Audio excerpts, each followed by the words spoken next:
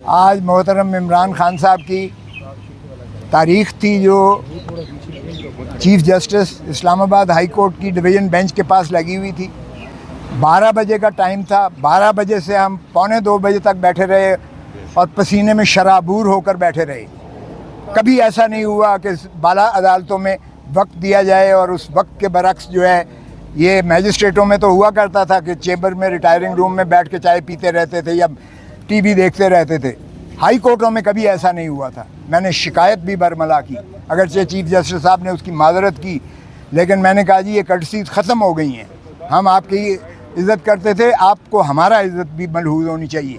ہم پسینے سے شرابور ہو کر جو ہے یہاں 2 گھنٹے سے بیٹھے ہوئے ہیں اور آپ نے جو ہے ٹائم دے کے ابھی نہیں آئے. اور پھر میں نے ان کو بتایا کہ خان صاحب کے ساتھ یہ ایڈیشنل سیشن جج جیل میں جا گیا ہے انسپیکشن کرنے کے لیے, اور اس نے لکھا ہے کہ خان کے کمرے کے باہر جو ہے وہ لگا ہوا تھا کیمرہ لگا ہوا تھا, جو ان کو نہانے کی جگہ اور جو ان کو انخلاء کی جگہ تھی وہ کھلی تھی. یعنی شرمناک جو ہے, شرم آنی چاہیے ان کو کہ ایک کوئی بھی ہو, سابقہ وزیر اعظم ہو یا کوئی بھی پریزنر ہو, کیا اس کی آپ اس طرح سے پرائیویسی میں کیمرے نکال کے اس کو نہاتا دیکھیں یا وہ اپنا انخلاء کے لیے جائے اور آپ اس کی جو ہے اس طرح سے تصویریں کیمرے میں دیکھتے پھریں. یہ آج تک نہیں ہوتا دنیا میں, یہ ہو رہا ہے عمران خان کے ساتھ. اور پھر اس نے کہا کہ ایڈیشنل سیشن جج نے رپورٹ دی ہے جو میں نے آج پیش کی ہے اس عدالت میں, عدالت عالیہ میں, اور اس نے کہا ہے کہ انہوں نے مجھے شکایت کی, تنگی کی ساری. اب اندازہ کیجئے گا حکومت اس کو بیٹر کلاس دے رہی ہے. جو سزا ہے وہ سمپل امپریزنمنٹ ہے, مشقتی سزا نہیں ہے, سادہ سمپل امپریزنمنٹ ہے جو سزا دی ہے. اور اوپر ترا یہ کہ اس کو بیٹر کلاس دی ہے اس لیے کہ وہ اسٹیٹس کے مطابق دیتے ہیں. وہ سابقہ وزیر اعظم ہے اور ایسی جگہ پہ اسے رکھا ہوا ہے اٹک جیل میں جو جانوروں لائق بھی نہیں ہے جہاں رکھا جائے. تو یہ جو ہے میں نے اس کو دی ہے, بتائی ہے اس کو. اور کل میں نے خان سے ملنا بھی ہے, اس لیے کہ ان کی طرف سے ایک ریکویسٹ آئی تھی کہ آپ ضرور پلیز ملیے گا. تو میں نے آج ان کو بتایا ہے, جو چیف صاحب نے اجازت تو دی ہے. آج جب شروعات ہوئی بحث کی تو وہ وکیل صاحب آ گئے ایک مدعی کی, پتہ نہیں اس کے لیے کون انتظار کر رہا تھا. مدعی کے وکیل صاحب وہ ہیں جو میرے شاگرد کے شاگرد ہیں, جو وزیر قانون کے, اور ماشاءاللہ وہ شروع دن سے, پہلے دن سے وہ وکیل ہیں مدعی کے, پہلے دن سے الیکشن کے وہ سارے ٹرائل میں موجود ہیں. اور کہتے ہیں جی مجھے تیاری کے لیے وقت چاہیے. تو جج صاحب نے کہا بھائی تم تو خود بیچ میں رہے ہو, 2 ہفتے چاہیے مجھے. میں نے کہا سبحان اللہ, جب ہم نے مخالفت کی تو کہتا ہے 10 دن دے. تو پھر میں نے کہا جناب جج صاحب بہت اولیاء, اس دن جب میں نے پہلے دن آپ کو بحث کی تھی, آپ نے اپیل سماعت کے لیے منظور کی تھی, اسی دن آپ کو معطل کر دینی چاہیے تھی سزا, اسی دن آپ کو سسپینڈ کر دینی چاہیے تھی سزا. پھر بھی آپ نے باوجود نوٹس دیا شارٹ ڈیٹ کے لیے, اور وہ تب اس لیے نہ لگ سکا کہ آپ بوجہ علالت چیف جسٹس صاحب بیماری کی وجہ سے عدالت نہیں کر پا رہے تھے, جس وجہ سے تساہل ہو کر آج لگی تھی. میں نے کہا جی یہ تو نہیں ہو سکتا, اس لیے کہ یہ آپ میری زندگی کا حق مجھ سے چھینا لیں, جو اللہ کے ہاتھ دی ہوئی ایک انعام ہے انسان کو, اور آئین میں اس کا تحفظ کیا گیا ہے, آئین میں اس کا تحفظ کیا گیا ہے. اور یہ ہر دن ہر لمحہ جو میرا گزر رہا ہے یہ میری زندگی سے کاٹ رہے ہیں آپ, جس کا کسی دنیا میں کسی شخص کو, کسی عدالت کو اختیار نہیں ہے, کیونکہ یہ بنیادی حقوق سے متصادم ہے.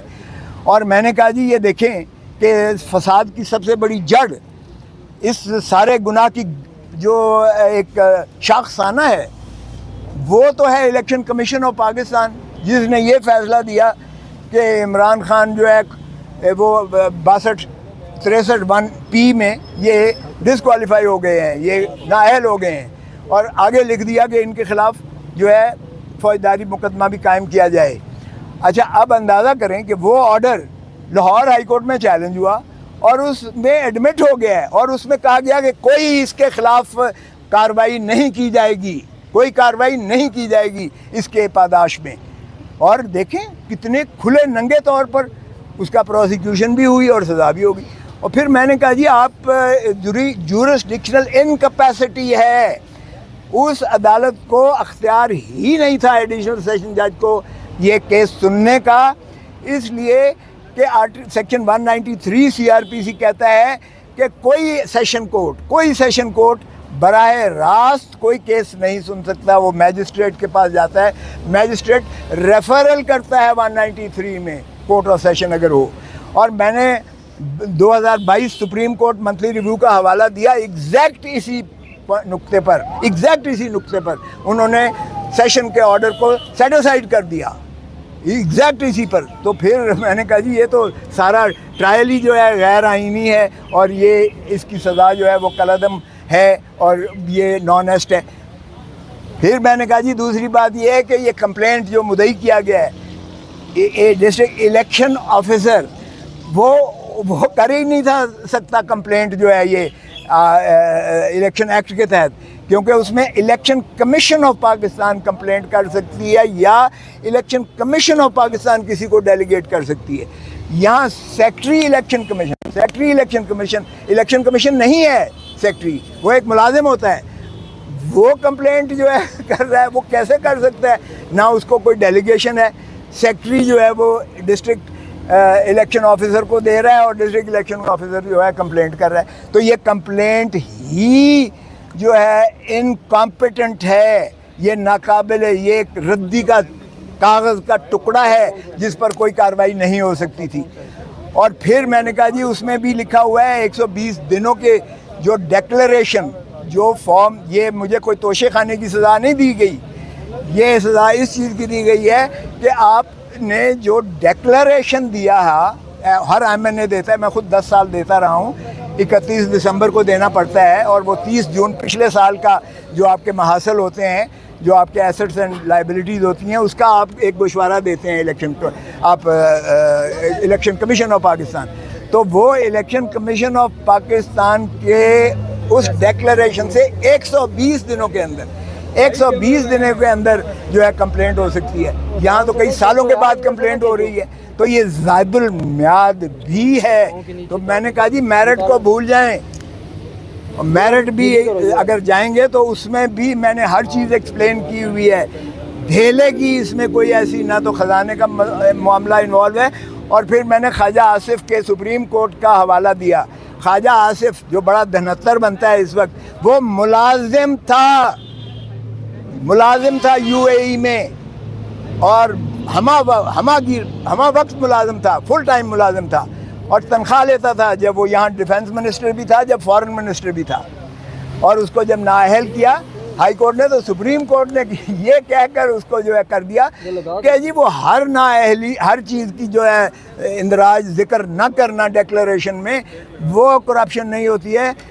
ڈیکلریشن میں اگر کوئی کرپشن سے حاصل کیا ہوا پیسہ ہو، یہاں تو کوئی کرپشن کا سوال ہی پیدا نہیں ہوتا ہے. اگر توشہ خانہ کا سارا کیس بھی لے لیں، کرپشن تو ہے ہی نہیں.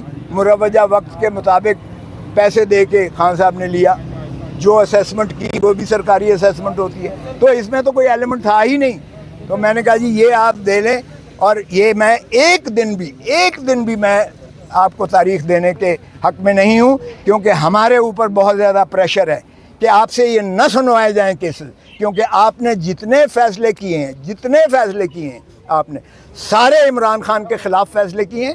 اور جب آپ منظور بھی کرتے تھے تو پھر اسی کے پاس واپس بھیج دیتے تھے. کبھی آج تک ہوا ہے کہ نگرانی ایکسیپٹ کی جائے، ریویژن ایکسیپٹ کی جائے اور پھر اسی کو کہا جائے کہ تم فیصلہ کرو، جو فیصلہ آلریڈی دے چکا ہے؟ 2 مرتبہ یہی کیا گیا. اور پھر میں نے کہا جی کہ اگر آج آپ ملتوی کریں گے تو پھر آج خواجہ حارث نہیں آیا، کل ہو سکتا ہے میں بھی نہ آؤں، کیونکہ ہمارے اوپر پریشر یہ ہے کہ آپ سے نہ سنوایا جائے کیسز، اور آپ اس لیے کہ بائسڈ ہیں. ایک طرف تو آپ دیکھیں کہ جب اس کی ڈیفنس عمران خان کی اسٹرائک آف کی گئی ہے، صفائی دینے کا موقع اس کو بند کر دیا گیا ہے، اور اس کی جب ہم نے نالش کی تو آپ نے نوٹس دے کے آپ نے پروسیڈنگ سٹے کیوں نہیں کی؟ اب کیا ہوگا؟ وہ ریویژن پینڈنگ یہاں پڑی ہوئی ہے، تو کیا ریویژن اس کا کیا اچار بنائیں گے؟ آپ نے اس کو تو انعام دے دیا، اس ایڈیشنل سیشن جج کو اگلے ہی دن لندن میں بھیجا گیا ہے